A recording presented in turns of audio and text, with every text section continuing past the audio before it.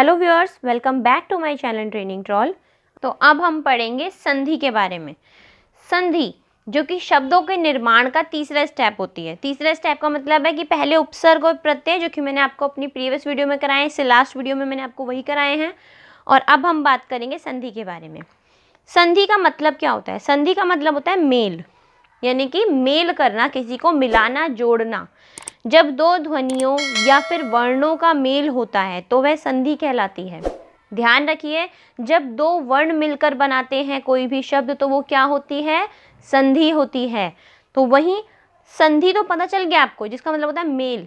दूसरा शब्द आता है संधि विच्छेद। संधि युक्त शब्द को, यानी कि जिस शब्द में हमने संधि का इस्तेमाल किया है, संधि को यूज़ किया है, ऐसे शब्द को काट कर उसको पुनः दोबारा से पूर्वावस्था में पहुंचाना। अगर किसी भी शब्द, यानी कि हम संधि का शब्द ले लेते हैं। पहले हमने लिखा हिमालय, तो हिमालय किन दो शब्दों से मिलकर बना है? हिम और प्लस आल्य। किससे? हिम प्लस आल्य। तो यहाँ दो शब्दों का प्रयोग हो रहा है। पहले हो रहा है हिम और दूसरा हो रहा है आल्य। तो जो हिम और आल्य है, दोनों को मिलाएंगे तो क्या बन जाएगा? हिम प्लस आल्य हिमालय। क्या हो जाएगा? हिमालय। तो यहाँ पर जो हिमालय बन रहा है, ये जो हिमालय बन रहा है, इस शब्द को, यानी कि जो संधि युक्त है ये, अगर इस शब्द को हम काट कर दोबारा से लिखें तो ये क्या हो जाएगा? यानी कि हिमालय साथ में है, ये संधि है। आपका मेल हो गया शब्दों का, इट्स मीन ये संधि है, संधि ये कहलाएगी। अब वहीं इसका विच्छेद, तो विच्छेद ये कहलाएगा, ये है विच्छेद। याद रखिए, संधि इसको कहेंगे और विच्छेद हम इसको कहेंगे, क्योंकि हमने पहले जोड़ा तो हिमालय बन गया हिमालय, और वहीं हमने इसको अलग किया तो हिम प्लस आलय बन गया। तो इस प्रकार से संधि और संधि विच्छेद में फर्क होता है। और हमेशा याद रखिए, संधि का विच्छेद होता है और समास का विग्रह होता है। अभी हम समास भी पढ़ेंगे आगे, पहले संधि को क्लियर करेंगे। संधि का हमेशा विच्छेद होता है। अब है मोस्ट इम्पॉर्टेंट, संधि के प्रकार।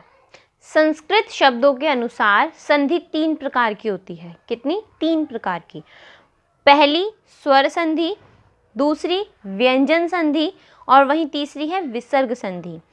तीनों प्रकार की संधियां अलग अलग होती हैं। स्वर संधि में उसके भी प्रकार होते हैं, और स्वर संधि में अलग अलग प्रकार की संधियां शामिल हैं। व्यंजन संधि सिंगल होती है, इसके प्रकार नहीं हैं, और विसर्ग संधि के भी प्रकार नहीं हैं।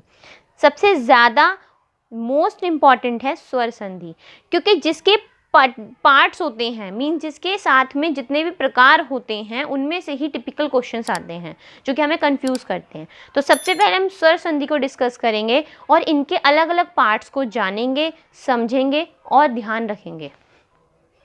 स्वर संधि। स्वर संधि दो स्वरों के मेल से जो परिवर्तन होता है, यानी कि दो स्वर जब मिलते हैं और उनको मिलाने पर जो चेंज आता है, उसे स्वर संधि कहते हैं।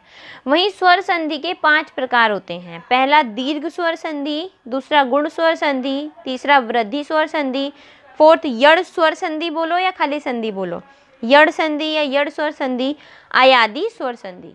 5 प्रकार की स्वर संधियां होती हैं, जिसमें सबसे पहला है दीर्घ स्वर संधि। दीर्घ स्वर संधि। दीर्घ स्वर संधि में हमें यह ध्यान रखना होता है कि अगर छोटे स्वर, यानी कि अ, जैसे कि एक छोटा स्वर है अ, जल्दी से खत्म हो रहा है, या फिर ई या फिर उ, ये सब छोटे स्वर हैं। इनके साथ या तो बड़ा स्वर आ, ई, ऊ ऐसे आ जाए, या फिर छोटे के साथ छोटों का आना, इनके साथ इन्हीं का आना, या फिर बड़े वालों के संग, यानी कि दीर्घ स्वरों के साथ दीर्घ स्वर का आना।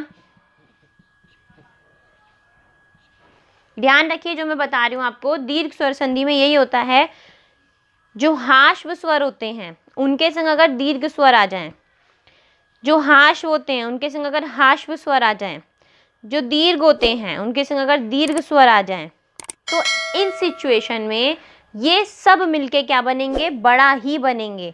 यानी कि अगर हम छोटे आ के संग बड़े आ को मिलाएं, यानी कि हम अ में आ को ऐड करेंगे, कोई भी शब्द अगर अ पे ख़त्म हो रहा है और साथ में आ है तो वो आ बनेगा, बड़ा वाला।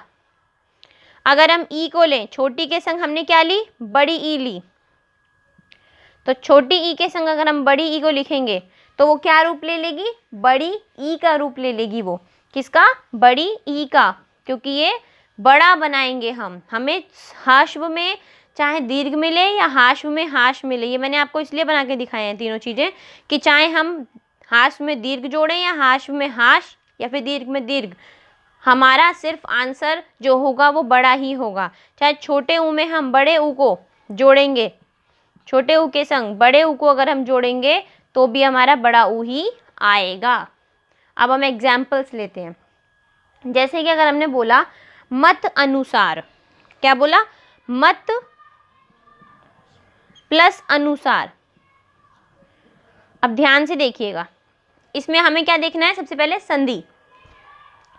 हमें संधि की पहचान कहाँ से करनी होती है, इस शब्द के इस अंतिम वर्ण से। ये अंतिम वर्ण क्या है, त, और इस शब्द के प्रारंभिक वर्ण से, यानी कि पहले, सबसे पहले वर्ण से।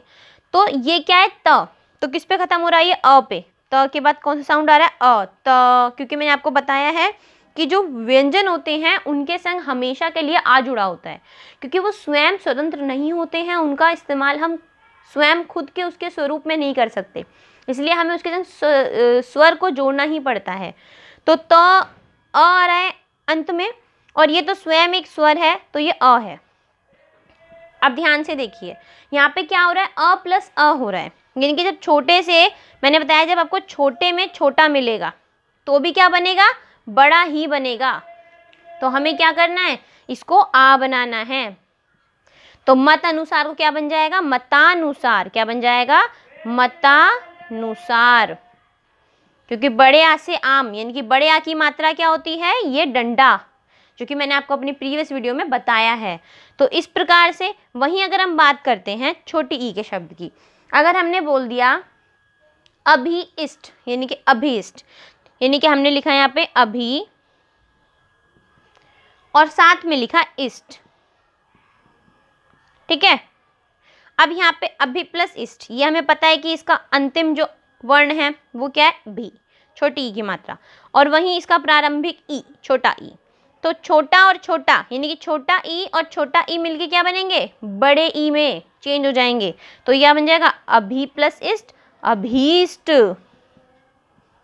क्योंकि बड़ी ई की मात्रा क्या होती है, बड़ी ई की मात्रा कहाँ से लगती है, पीछे से लगती है, यहाँ से। ये मैंने आपको बताया है मात्राओं में, आप जाइए मेरी प्रीवियस वीडियो को देखिए, जिसमें मैंने आपको बताया है स्वर और व्यंजन उनकी मात्राओं के बारे में।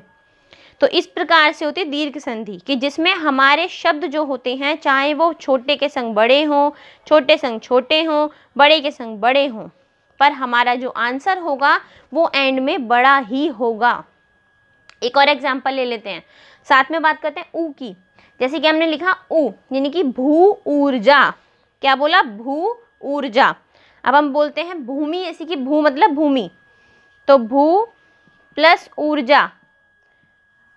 अब यहाँ पे ध्यान से देखिएगा आप, यहाँ पे भू ये एक अकेला वर्ड है जो कि सिंगल है, तो ये क्या है, बड़ा ऊ, और यहाँ पे क्या है, बड़ा ऊ, दोनों बड़े हैं। तो जब बड़े से बड़ा मिलेगा तब भी बड़ा ही आएगा, याद रखिए। तो क्या हो जाएगा, सेम ही रहेगा, बस चेंज हो जाएगा क्या, मात्रा में।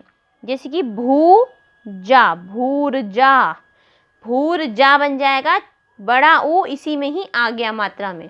तो इस प्रकार से होती है दीर्घ स्वर संधि। तो इस प्रकार से होती हैं दीर्घ स्वर संधि, जिसमें हमें छोटे के सामने चाहे बड़ा मिल जाए या छोटे के सामने छोटा मिल जाए, हमें आंसर में बड़ा ही बनाना है। तो आपको इसकी पहचान ऐसे ही करनी है, कुछ शब्द लीजिए और उनकी पहचान कीजिए दीर्घ स्वर संधि से, और हम नेक्स्ट वीडियो में कराएंगे अपनी स्वर संधि के आगे के और पार्ट्स। तो जब तक keep watching, do like share subscribe to my channel. अगर आपको समझ में आया तो प्लीज़ प्लीज़ प्लीज़ लाइक कीजिए। आपके एक लाइक करने से मेरे को बहुत ज़्यादा मोटिवेशन मिलती है मुझे समझ में आता है कि हाँ आपको पसंद आई है वो चीज़ और आप समझ रहे हो। और अगर आपको कोई भी सब्जेक्ट से रिलेटेड कुछ भी पढ़ना है, कोई भी एनसीईआरटी सब्जेक्ट पढ़ना है जो आपको समझ में नहीं आ रहा है, मुझे कमेंट्स बॉक्स में बताइए। मैं कमेंट सेक्शन में आपके हर एक कमेंट को रीड करूँगी और जो भी आपको कन्फ्यूजन है किसी भी सब्जेक्ट में वो आपको कराऊँगी। Thank you.